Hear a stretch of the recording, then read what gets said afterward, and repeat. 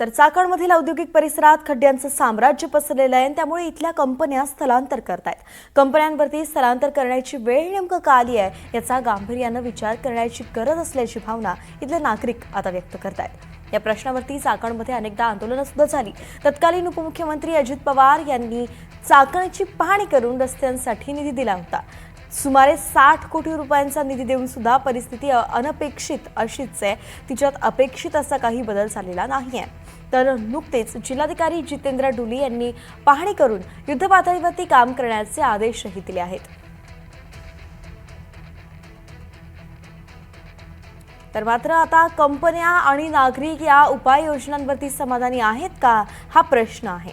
इथल्या चाकणच्या नागरिकांशी बातचीत केली आहे आमचे प्रतिनिधी अविनाश पवार यांनी। पाहूयात त्यांचं काय म्हणणं आहे।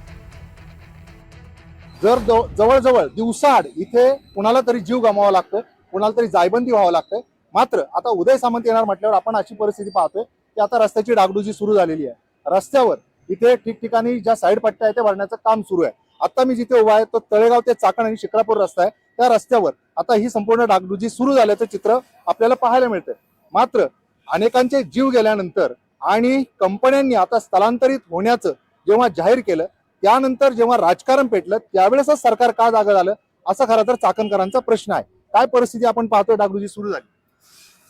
एकतर हे सगळं जे काम आहे हे जवळजवळ अजितदादांनी ज्या वेळेला निधी डिक्लेअर केला त्यानंतरच जवळजवळ वर्षभर 1.5 वर्षाचा काळ आहे, त्यानंतर सुद्धा हे कामं झाले नाहीत। निधी कंत्राटदारांच्या अकाउंटवर पडल्यानंतर सुद्धा कामं होत नाहीत, म्हणजे किती निर्डवलेली प्रशासन व्यवस्था आहे याबद्दल आपल्याला प्रश्न निर्माण केला पाहिजे। आता उदय सामंत येणार आहेत म्हटल्यानंतर रात्रीतून जवळजवळ 500 म्हणजे रात्री 7-8 वाजल्यापासून सुरू झाले चोरीची कामं रात्रीतच होतात, बरोबर आहे का नाही। आता ही अंधारात कामं सुरू झाली आहेत आणि आता शेवटी त्यांना पर्याय नसल्यामुळे दिवसाही काम करावं लागते म्हणून जनतेच्या नजरेस येतंय। पाठीमागे इथल्या गावकऱ्यांनी या एमआयडीसीला टाळं ठोकू असा इशारा दिला होता वैतागून। आता ही परिस्थिती पाहतोय, खराबवाडी असेल, नाणेकरवाडी असेल, कुठे आजूबाजूचे परिसर आहे, ह्या गावकऱ्यांच्या समस्या काय?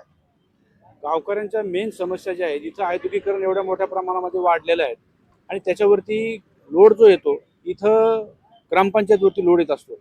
ग्रामपंचायतला टॅक्सच्या माध्यमातून पैसे जे मिळतात त्याच्यामधून एमआयडीसी त्या ठिकाणी काही त्याच्यामधला भाग घेत असते आणि ग्रामपंचायतला हे सगळं डेव्हलपमेंट करण्यासाठी पुरेसा पैसा नसतो, म्हणून एमआयडीसी, पीएमआरडी, पीडब्ल्यूडी असे सगळे अंतर्गत रस्ते आहेत। आता हा जो भाग आहे, काही भाग जो आहे हा एमआयडीसीच्या बाहेरचा आहे, तर ह्या एमआयडीसीच्या बाहेरच्या भागामध्ये ह्या ग्रामपंचायतीवरती 100% त्या ठिकाणी लोड त्या ठिकाणी येतो आणि ती कामं पीडब्ल्यूडी करायला पाहिजे। पीएमआरडी ही पीएमआरडीच्या अंदर गाव आहेत, काही गावं जी आहेत ती एमआयडीसीला सोडून येत, पीएमआरडीने याच्यावरती काम करायला पाहिजे। एकूणच ह्या असुविधा आहेत, ह्या कारणीभूत ठरतायत का? 100%। आज एवढी मोठी एमआयडीसी असून सुद्धा सरकार त्याच्यावर लक्ष देत नाहीये। आज जर एखाद्या देवाला जर कोंबडं कापायचं असेल ते वर्षातून एकदा कापलं जातं, पण या रस्त्यावर 550 बळी गेलेत तरी पण सरकार जाग येत नाहीये। हे कोणत्या प्रकारचं सरकार? आज बघा सरकारी पैशाचा चोरा चालू आहे, याचं काही न करता आहे ते फक्त उद्योग मंत्री आज येत आहेत, त्यांना खुश करण्यासाठी आज सरकारच्या पैसे रात्रीतून 500 डंपर टाकले गेले आणि ते बुजवायचं काम चालू आहे। सरकार इकडे पैसे वेस्ट घालत आहे आणि तिकडे कंपन्यांमध्ये कामगार वेळेला पोहोचत नाहीये। जो 7 वाजता सुट्टीला गेलेला कामगार 10 वाजता पोहोचतोय, शाळेत मुलगा निघाला 7ला तर तो 8-9 वाजता पोहोचतोय। एवढी गंभीर परिस्थिती आहे, मग सरकार कुठे काय करतंय? मग अशीच परिस्थिती आहे, कोट्यावधी रुपयांचा टॅक्स या कंपन्यांकडून घेतला जातो, मात्र प्रत्यक्षात चाकणला मिळतंय काय, हा त्यांचा सवाल आहे। आज उद्योगमंत्री उदय सामंत हे संपूर्ण या सगळ्या गोष्टींची पाहणी करतील, बैठक घेतील, त्यामधून काय निष्पन्न होईल याकडे सगळ्यांचं लक्ष लागलेलं आहे। अविनाश पवार, एनडीटी मराठी, चाकण, पुणे।